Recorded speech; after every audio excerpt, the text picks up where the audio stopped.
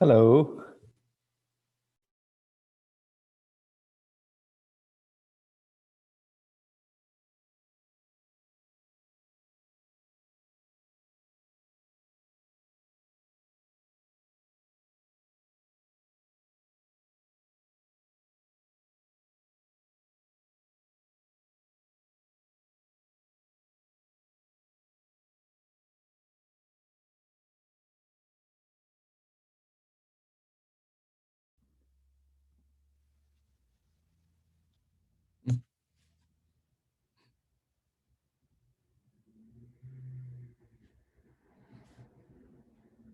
Yeah.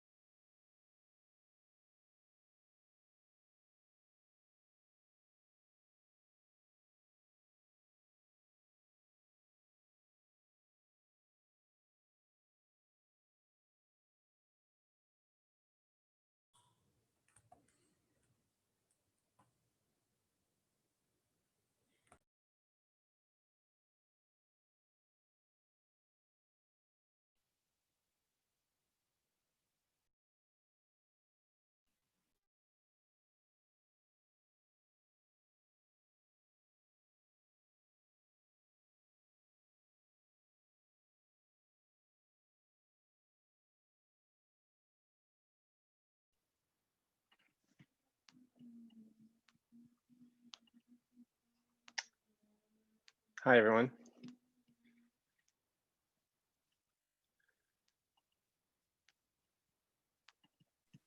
Hi, Josh. Oh, good. I can hear things. Welcome back from the break, everyone. Happy New Year.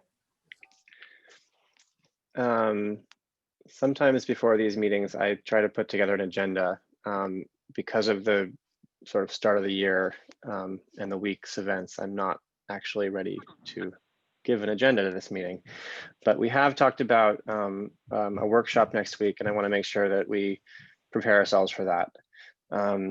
I do have a doodle. I haven't looked at the results. We should do that right now, perhaps. I thought we could maybe brainstorm a little bit about what we hope to achieve and how to break the day up, assuming most people can come to about 6 hours or so. Or some of it. We'd like to help people who can't make it to all of that choose. That's my hope for the day in the meeting today.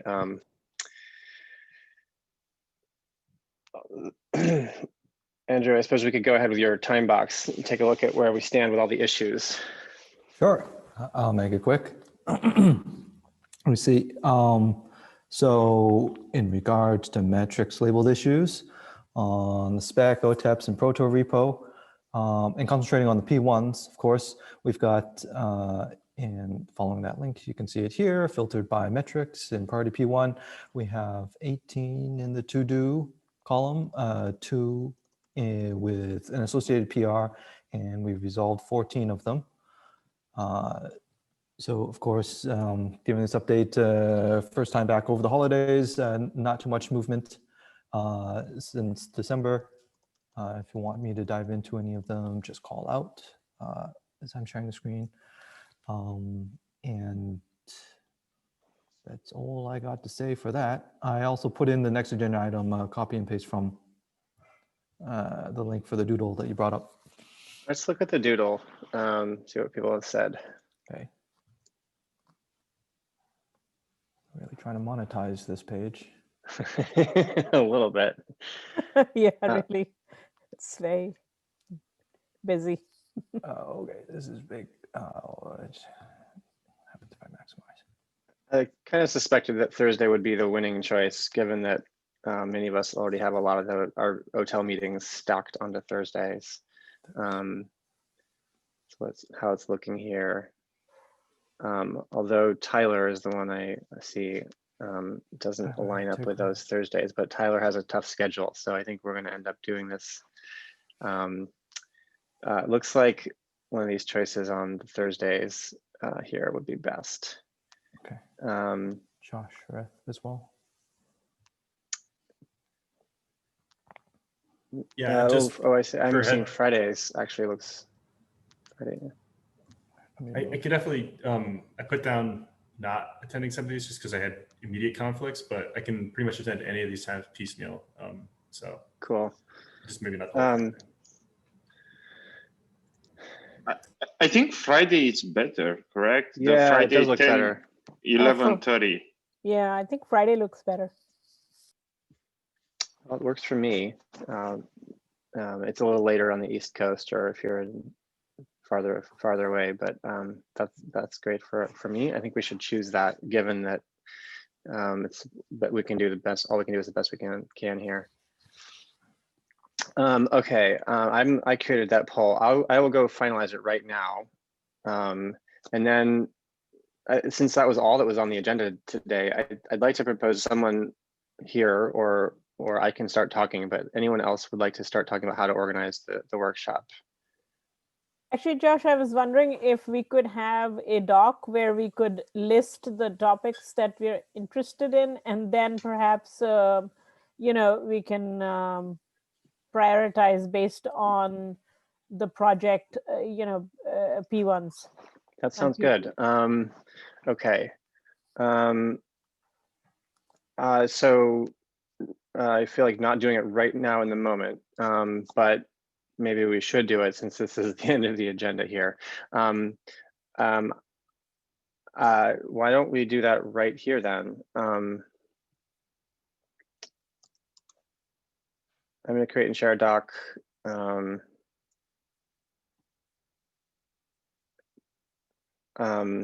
while I'm doing it,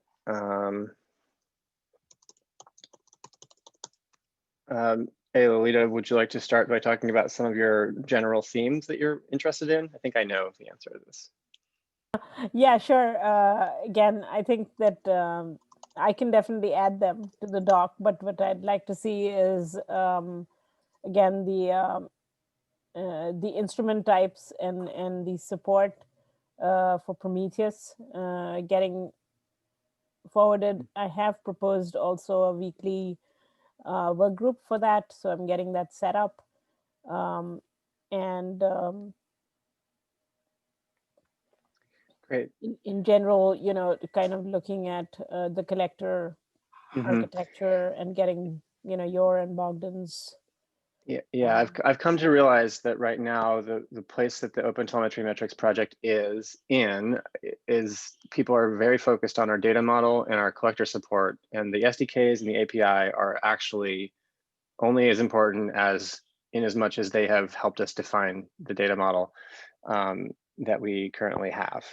So what I'm seeing is that if a vendor comes to OpenTelemetry and just doesn't care about our SDKs or our APIs, all they care about is our data model. It turns out there's a lot of trouble already just in the data model alone, and it relates to those instruments that you're alluding to, Alita, but it's sort of a standalone problem. Yeah, I agree. I mean, it's the data model overall, for sure. So maybe that could be an area that we could. I have a link. Anyone with the internet on the internet can edit with this link. I'm going to post it in our doc.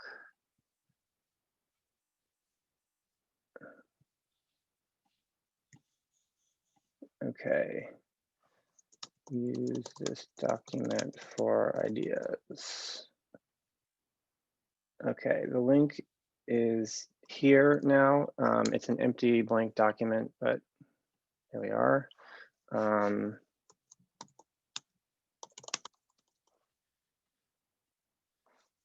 Okay, so at least we have a shared document now. And I intend on writing up some of my thinking about the data model question. If you were here at the end of December, turns out I've been talking with my data platform team at Lightstep quite a bit, and we dug into some of the questions about when and whether it is ever safe to add and remove labels. And I think the whole process of OpenTelemetry, the design phase we've been through, you could kind of look at it as an iterative process by which we started with API and we went forward and ended up with a data model. But if you start just trying to justify the data model without talking about the process we went through or the compatibilities that we were trying to find, I think you end up finding a different explanation for the data model. And the sort of came to a head when we had this meeting with Open Metrics last month. And we basically looked at two kind of major areas where our data model is different, or where our data model is allegedly more capable. And one of those has to do with deltas. I think that that's actually the less contentious of these issues. And I propose that we don't spend a lot of time talking about deltas. But the one that turns out to be hugely important, and I think has been unstated throughout the lifetime of our project, is that we're trying with this data model to get to a place where you can add and remove labels safely, meaningfully from your data. And I think that this was implied by, but not so explicitly stated as it should have been by the Open Census project and the mission statement of Open Census. The ability to dynamically configure views really suggests that you're going to be able to change your labels, add or remove labels, and that you might have a deployment with heterogeneous label sets and so on. But you get to looking at Open Metrics and Prometheus, and what they said, and what they still say, is that's just not part of our data model.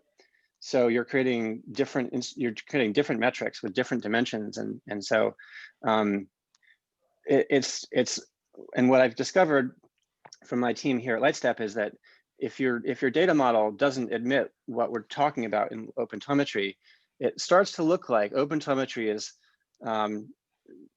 wading really far into your computational model. So the way that Prometheus is able to deal with mixed label dimensions is by writing very detailed queries that pull in the distinct label dimensions and do some processing to output the data, so that in order to explain how to handle multiple dimensions or different dimensions in Prometheus, you have to talk about processing. And it's not clear whether OpenTelemetry's metrics data model is explicit enough about how to process it that we can essentially tell a compelling story about how we plan to add and remove labels. Bogdan, I saw you raise your hand a little bit. This is the topic. Yes, I think the topic can be split into two parts. So indeed, views can add and remove labels from an existing metric, but views can also be used to configure a different metric from a already instrumented library. What I mean here is an HTTP framework instruments their server and says, okay, the request bytes received or something like that is a counter, because whatever they want to be cheap. And then you can change and make that a histogram, and you can preserve the name or maybe even change the name with the view. So I think we need to separate the two problems. One, which is ability for the end user to configure different aggregations and different labels than the intent that the instrumenter had. Also to with relabeling or adding, removing labels as a different topic. Anyway, what I'm trying to say is there may be two different problems we can discuss about this.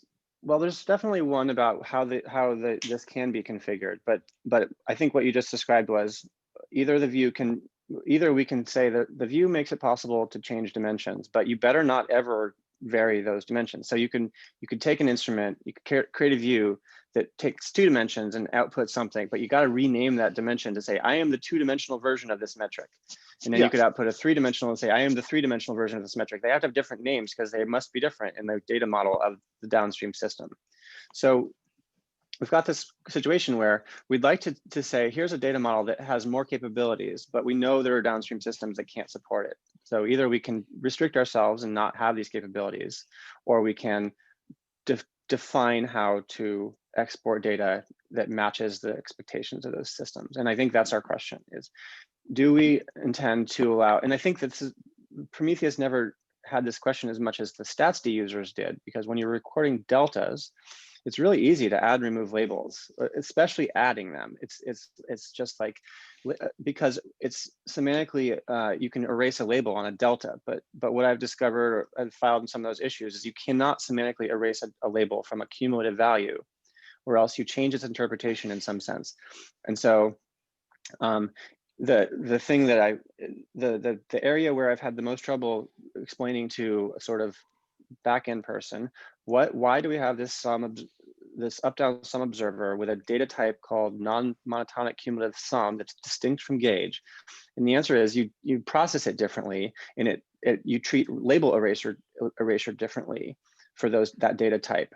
And so the problem I'm having, at least facing Lightstep now, is we're asking vendors and we're asking open source systems to either deal with our more complicated data type, in which case we have a lot of work to do to explain how they can do that, or we have to provide a very ironclad and easy to use and automatic way to just export data that fits those systems.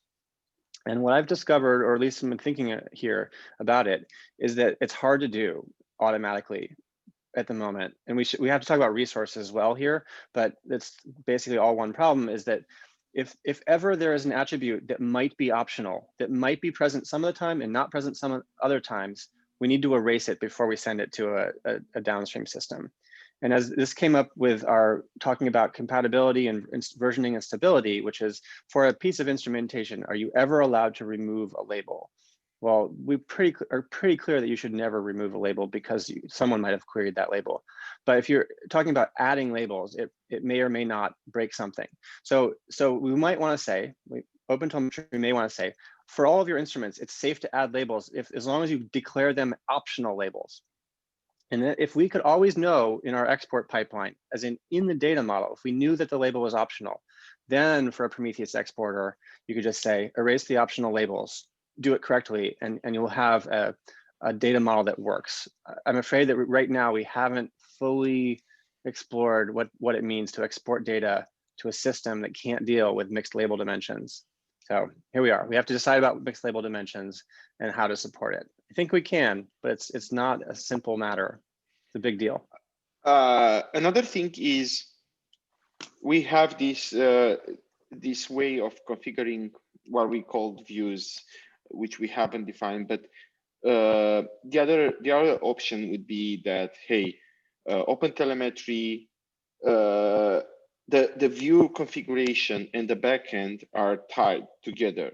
And here the OpenTelemetry ecosystem will carry whatever you want with not knowing whatever is your backend, whatever is your view configuration. But there is a strong relationship between views and the backend of your choice, and hence we can explain a lot of decision that for Prometheus, these are the views that you have to install. For Lightstep, these are the views that you have to install. So we can make it a configuration of the library that is tied to the backend, and then we still don't have any vendor locking here because it's just a configuration. Yeah, at some point in the future, I imagine we have dynamic configuration, and that's a really easy story to sell. At the moment, I think it's a pretty hard story. But even if it's a startup, it's still a configuration. It's still something in your main file that you can change. Yeah, I agree. So my proposal that I just kind of floated, and it's just half-baked idea, was that imagine we had a piece of metadata on every label to say whether you are optional or not. That's one approach, and then use out of the box we can erase labels. I think what you're proposing, Bogdan, is more like what OpenCensus did, and I'm open to it, which is you have a piece of code that sort of registers like, here's my standard configuration for export in a scenario where there may be no optional labels. So for your gRPC instrumentation, you say service and method name. Those are my only dimensions that are always there. And any other optional labels that might come in for all kinds of reasons must be erased. I think that story works pretty well until we talk about resources. And then resources are another area where we've added to the data model and Prometheus isn't really ready for it. So if we naively turn every resource attribute into a metric label, then resource then erasing labels from resources automatically creates all these same problems again. So yeah, but for Prometheus, resource is less important because they have their own discoverability and they have their own way to discover a lot of these resource labels, and hence usually I would expect people to completely ignore the resource when they are scraping using Prometheus, the library. So can I get a point of order in here? Because I think Yes, that we've please. descended into a conversation that should be brought up during this meeting. And we kind of want to stick to building ideas here. Thank you, Tyler. Yeah, we've gone about as far as we should on that topic. But for me, it's this, we have to commit to a bold statement about labels and the ability to meaningfully add and remove them, which is, I think, a benefit for the users. That's ultimately where this comes in. I believe it's also something that stats users are much more familiar with, particularly with counter. And I think there's a logical explanation for that. It requires a little bit of theory and a little bit of patience to go through it. And I don't want to talk about it right now, but there are good explanations here. And I filed this issue about safe label removal and so on. That we have to fix our data model, or we have to really document our data model. And I think it means that we're moving into a computational model to talk about how we will always carefully and safely remove labels in order to support Prometheus. Yep. Can we get some names attached to the ideas so that when we do go into the meeting, these words kind of have context as to like who to ask a little bit more about these topics? Yeah, I was kind of imagining that there'll be another round or two. And Ailita, I'm really appreciating your help, and maybe you, with your interests, can make sure that before next Friday, we've gone through several rounds of agenda forming and totally happy to help. Thank you, though. I think you're right. There's a danger of forgetting who wrote these and what we talked about, even right now. Good point, Tyler.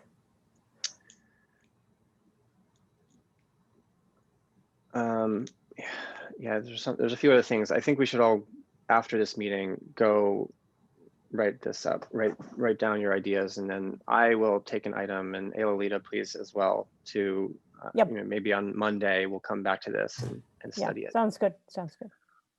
Cool.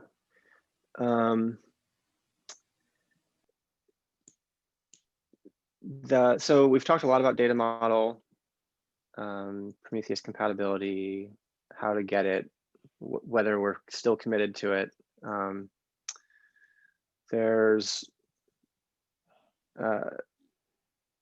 feel like there's probably something about API and SDK that we should list, although those do not seem like the most pressing matters to me right now. It's only because I've been working on data platform a lot. For the API, there have been a lot of loose ends about batch observers, I know, and there have been some nitty-gritty details about the use of synchronous instruments from inside asynchronous callbacks, and whether the SDK knows reporting frequencies independently for individual instruments. All of that seems like so advanced it doesn't matter. As it came out of my mouth, I was like, blah, blah, blah, none of this matters. But I'm mostly saying that because until the data model is meaningful and people stop questioning our compatibility with Prometheus, none of our API or SDK matters. Yeah, it's definitely the more used path or the customer requested path, right? So, Josh, we have to address it.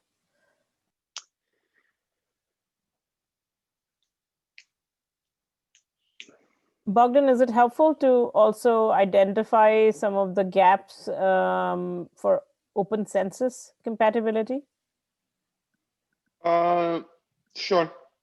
I think it's, but so far we don't have, but yeah, it is good to I can drive a discussion around that. Yeah, that would be super useful. And we should probably break that up into stuff about the views topic and anything else. So exemplars probably falls into the anything else category. And I'm trying to think of anything else. As far as I no, views are something that we are mostly capable of doing with our we have the machinery for the views, at least in the Hotel Go prototype. I'm fairly confident that most of the machinery is there. And what's missing is clearly understood. However, a configuration library, a configuration mechanism for saying, all right, give me an SDK with all the following knobs and whistles and all these configurations set.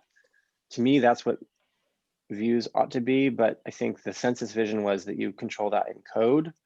So there's some work to do here, either in code or in config. It's a big project, I think, to like implement the code that automatically wires together all the pieces of mechanism that we have today based on the view configuration.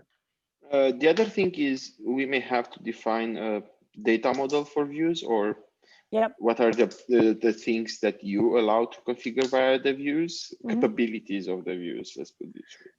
Yeah, and I think this yes.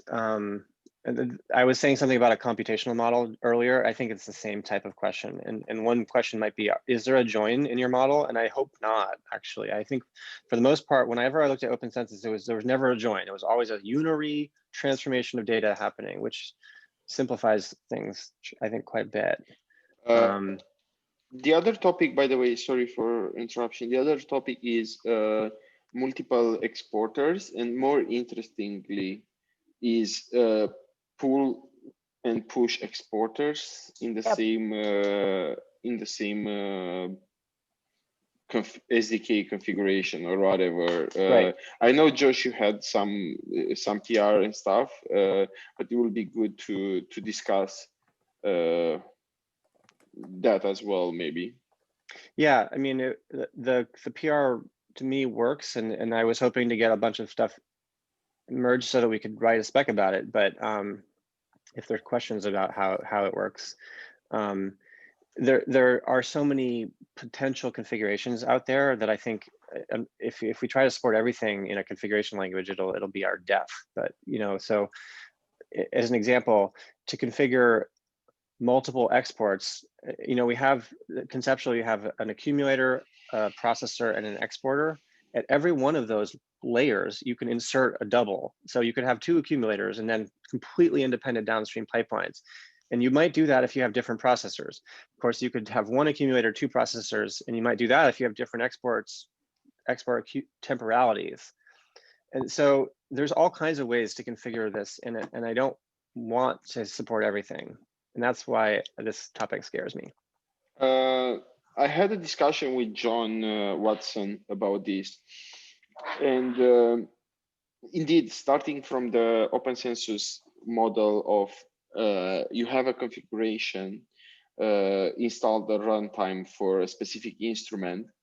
So I started from that model with in my mind, and I failed to make a way where these components can be installed by the user randomly and configured by the user randomly.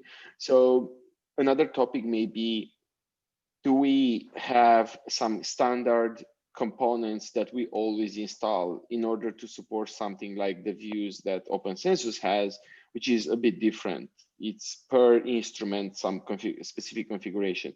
Because in order to support that, you need to always have an accumulator that does like the initial accumulation. You always need to have something like labor reduction processor or wherever we do the labor reduction, a couple of things like that, that you always have to have them installed if you want to support a static configuration that you load at start time and stuff like that. Yeah, I think I know what you mean. Like today in the Hotel Go prototype, there's a descriptor argument that's present just about everywhere, but we're not really using it. So the idea was currently you can configure a pipeline, and what we're talking about with views is a per instrument configurability. For a predefined pipeline, kind of like, so your model in OpenTelemetry Go is more like you define your own pipeline. The model in OpenCensus was the pipeline is static, it has certain capabilities. You can configure different capabilities or different configuration for every instrument in that static defined pipeline. And I think a good topic would be, do we want to offer a dynamic or configurable pipeline, or do we want to offer a predefined pipeline, static defined pipeline with configuration at the instrument level?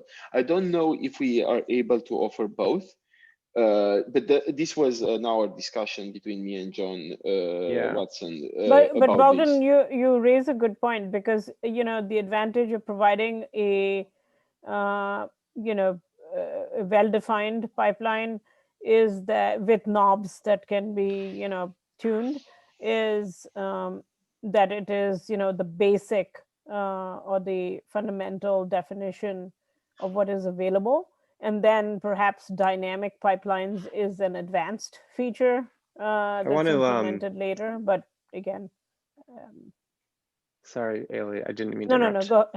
go ahead, Josh. I want to try to create a new, there's terminology being used here, pipeline, which I think is covering two different parts to me. And I think my understanding has come to see there be a back half, which is sort of the export half of the pipeline. And then there's a front half, which is and they meet in the middle at the processor right now. And so the back half is all about what's the exporter and what kind of temporality does it need, and a bunch of protocol details and a bunch of security details. The front half is how does your accumulator work? What labels are you counting over, and what aggregators do you choose? And it's basically I think what we want to do is simplify the backend half. So I'm installing Prometheus, or I'm installing OTLP, or I'm installing both of those. And then the front half can be, give me all my instruments full fidelity, which is no views, just all the data raw, or all the data aggregated, by default. And then a view is change the front half for one particular instrument or a group of instruments. Yeah, but right now, Josh, the front half, it's customizable in OpenTelemetry Go in a way that I can add or remove a component in the front half. It is, but there is no existing function configurability component. That it's so right now most of our configurability is choose your back half, choose Prometheus, choose OTLP, choose standard out, and the front half is essentially a skeleton waiting for. What I'm trying to say is we do have an interface called processor, or an interface called accumulator, and somebody can plug in a different implementation of that accumulator that does completely different things. That was not my possible. vision. Yeah, you can, but my belief is that the accumulator is almost guaranteed to stay. It's the hardest one to implement, and that goal was to make everything else configurable. So you should be able to provide what I've called aggregator selector, which is choose your aggregator, and then the processor, your choice of processor plus choice of aggregator plus choice of exporter. These are the ones where you have that control. But even that, we can discuss in the meeting if we want to offer the aggregator selector versus we do offer what Census did, which was we don't give you that, but we give you the view configuration. And if you pass a view configuration that says for this instrument type and for this instrument name, this is the aggregator, we have an implementation of the aggregate. So you cannot replace the entire implementation. You just can configure that implementation. Yeah, I think we're saying the same thing. I believe so, yes. So my understanding would be you can now that we have an aggregator selector and a processor API, we can now go implement a view functionality that is actually combining both of those. You have to at the moment when you need a new aggregator, you got to know what type of aggregation and what kind of reduction and what labels you need and all that. So the moment a new instrument appears, you're going to configure a bunch of stuff. And I think the debate maybe is whether we do it open census style, which is fine with me, or whether it's a YAML file. Because I think there's a choice between the operator who configures the main function and the developer of the third-party library who knows their library a little bit. Okay, let's discuss this. I still think there is another difference in code, but let's discuss this. It's an interesting topic. I mean, Bogdan, is that configurations? Is that a separate topic then? No, I think it belongs to the views and the way how I see. I mean, It's in code or in config, I think, but it could be both. I think that's one thing, Josh, but I do believe there is a second topic which I'm failing to explain right now about some of the portions. Okay, we can talk about it later. I'll just throw out, another thing that stuck with me from the conversation I had with Bogdan last week or earlier this week. It feels like a month ago already. Was the possibility that maybe our SDK should only natively generate deltas and require any cumulatives to be a exporter functionality, which would greatly simplify the SDK and allow us to make some guarantees around memory usage. Hang on, John. In the Go code, the accumulator performs that. It's always deltas in the accumulator. No, I understand. I understand. I think the proposal was maybe we could simplify the pipeline, whatever you want to call that, by making it so the processor can't even do cumulatives, and that would be a purely exporter responsibility. We were brainstorming and not saying right. I mean, John, I mean, we looked at it because this is a good point you raise. But it is today the spec, is assuming that it's part of the. I don't see why that's the benefit, but we can take that one off. Right. Because again, the trade-off also is, and Josh, I think you and I discussed this, is that if we, move that functionality into exporters, the implementation and becomes a lot more fragmented. So I mean, how do you manage that? So. Again, the current code in the Go, which I think is a fairly good model, has a processor interface, and the basic processor just offers that all it offers. Well, it's two pieces of functionality that Prometheus needed. So all that functionality could go in the Prometheus exporter, but then anything like Prometheus is going to have to re-implement it, and that's just the sort of ability to keep memory, which is what you need to do delta to cumulative. There was a reducer processor, which is a separate piece of code. So you layer the reducer with the basic processor to get reduction and then state management. And I think that we can essentially, a view implementation, the way we've just described, is going to be a combination of those two that's just sort of like programmatic. So it combines the reducer stage plus the basic processor stage, and for every instrument, it's going to configure those stages a little differently. But I think the choice of delta or cumulative is up to the exporter. So the exporter chooses, and in Go, that's called the export client selector or the aggregation temporality selector, but that's delegated to the exporter. So the processor needs to know, but the exporter doesn't have to do the work. The thing that I discussed with John was different, was that, so we have a exporter interface, correct? That some like StatsD can implement, Datadog can implement, and whoever wants to implement that. And we were thinking, if right now the temporality calculation or the temporality computation happens in a processor, but what can we have that logic as one of the implementation of a exporter interface instead of a processor interface? And then the question becomes, do we really need a processor interface anymore? And so on. We can discuss Friday, yeah. But the whole idea was around these things. Like, yeah, so there is that interface in Go. It's called export client selector currently, but it should, I think, be called aggregation temporality selector. And that, so it's the processor doing the work, but the decision is made by the exporter.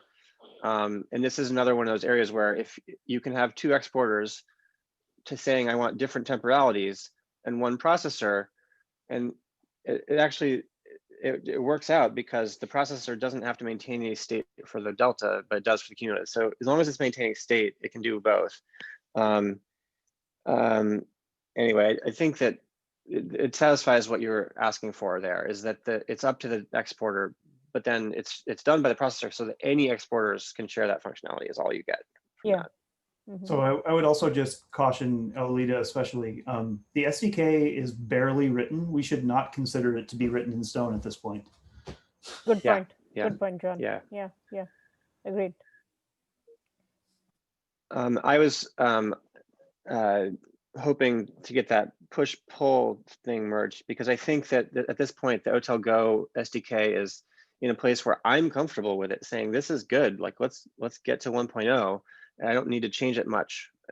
Of course, I'm not saying I wouldn't change it, but I don't think it needs to be. So it'd be nice if we could finish deciding about this stuff so that we can actually finish those SDKs, like you say, John. Yeah, and I was also talking about the spec more than the implementation at this point. Like the spec is very partial, and we shouldn't consider it to be locked in stone. Yeah, but I feel like there's a little chicken and egg problem here, is that we're talking about how to organize the SDK and talking about simplifying it, but we don't seems we don't have a requirement, our requirements written down. And one of the library guidelines that was one of the first requirements written here is that exporters do protocol, and there's a processor that does anything difficult so that you can reuse that anything difficult functionality. So I'll just say I did request that we start with requirements Yeah, like 4 months ago. you did. So Yeah, John. we can do that. That's correct. Yeah. I have 2 PRs that are just like, I don't feel like I have enough reviews, and I'm not sure whether it's me not answering them, but they were trying to write requirements. So The other topic, I fear by that the if way, we start by writing requirements, we also end up in this like deadlock where nobody understands what we're trying to write. So I wanted to have the code to point at. the other thing, Alolita, that we want is probably half an hour going through all the PRs that are right now open. Yeah. And that's maybe great. do a live review, live questions, asking just to make the ball moving on the PRs that are already there. I Yeah, think it's very reasonable, and it's very important for us to do that. Yep, totally. I think that's a great suggestion.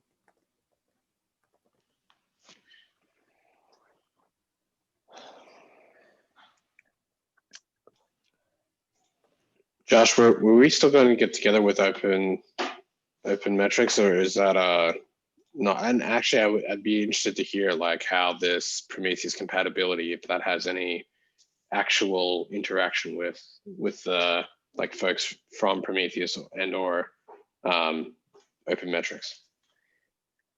Hi, Rob. Yeah. So we talked about having more than one workshop in this month. So we've only made it as far as this next week idea, and I appreciate your reminder. I think, but Aelita had mentioned trying to rope in the Prometheus team or having a subgroup already. Yep. So I'm hoping maybe that we can get our agenda straight and have a piece of time that's just data model, which I think is where we need to get everyone to talk at the same time, probably. As I mentioned earlier at the top of the meeting, like this question about adding and removing labels is kind of where it boils down to, I think. And we had talked about how I think we technically know how to erase or prevent those labels from arriving at a backend that can't handle it. But we need to decide that that's what we want to do. And then we have to talk about how we automatically know what to do. And that was why we ended up talking about views for a long time. I had mentioned earlier than that an idea, if we just automatically knew which labels should be erased, we can do it. Somehow we have to know which labels can't make it into a backend or have a schema somehow. And that seems like an area where we definitely need Prometheus. Yeah, Josh, again, just to follow up on that, I did follow up, and Richie is, involved and plans to join in. This is I just shared the issue, and I'm going to set that meeting up for weekly. So Rob, maybe that addresses both the questions you had for having the open metrics and the Prometheus discussions. Yeah, fantastic. Yeah, if maybe like I see that issue calls out Prometheus, but maybe also including open metrics folks. Yeah, totally. That's a great suggestion. Brilliant. Yeah, sounds good. Thanks.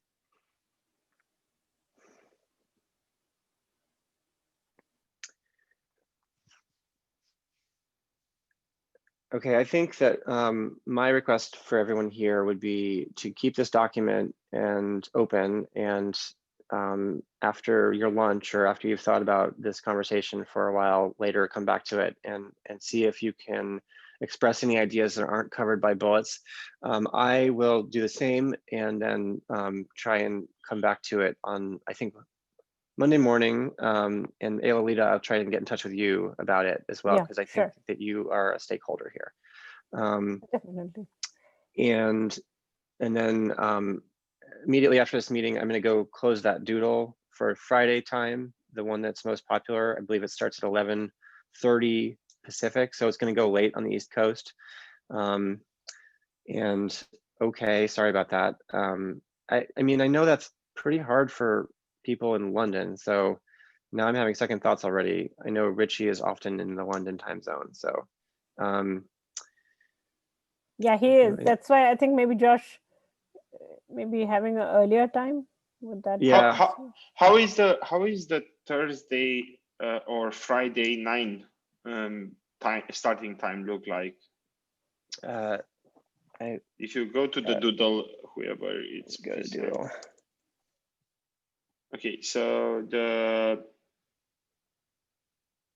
10 a.m. Friday. Not a lot of people chose 8, but just because there's probably a 9:30 choice. But I feel that. Is this in PST? Josh, are you using a different time zone? Because I remember there were different times. It says all times are displayed in America, Los Angeles, and in my page right now to me. Okay. I'm not sure how it knows. Okay. I assumed PST. Yeah, I think these are Eastern time that what we're looking at here. Yeah, because yeah, I thought they were earlier, actually. Yeah, I thought that they were earlier. It looks no. For me, they look more like Chicago time. It's localized. Yeah. Where are you? Bogdan, are you in Chicago? No. It's not me presenting. Okay. Who is presenting? Josh? Andrew is. Andrew. So I'm presenting. I'm in Texas. Chicago, Texas. Chicago time. Okay. Okay. No wonder. No wonder why they look like Chicago time to me. Oh, okay. Here we go. Sorry, I'll move. Can we change them not in Chicago time? Well, it's localized. It's just because Andrew's in Texas. Does this work? Let's do that. Okay, is that better? Perfect. Perfect. Right. Cool. Oh, Okay. Sorry. yes. Okay, so now the time that we choose was 9:30. I feel like even that's pretty hard for London, but I think when I spoke with Richie last, he did think 9:30 was okay. So. All right, let's do 9:30 Friday next week. Since I'm in front of it, I think I can close it. Choose a final option. Is actually the most voted version according to Doodle. So. Okay. Of course, not that I know how to use Doodle. What? Okay. I think they're monetizing this page so much that I can't read it.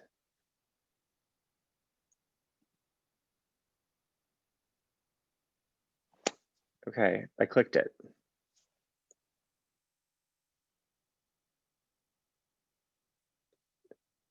You should have. Yep. You should have received that notice. Okay. All right, our work is cut out for us now. Let's all do our homework, brainstorm on the agenda, and I will we'll talk on Tuesday morning after some of us have revised this agenda or drafted it. Yeah. In the meantime, Josh, I'm keep commenting on your PRs. I will take another look today. Thank you. Thank you all. All right. I'll see you next time. Have a great day or weekend. Thanks, everyone. Bye. See ya.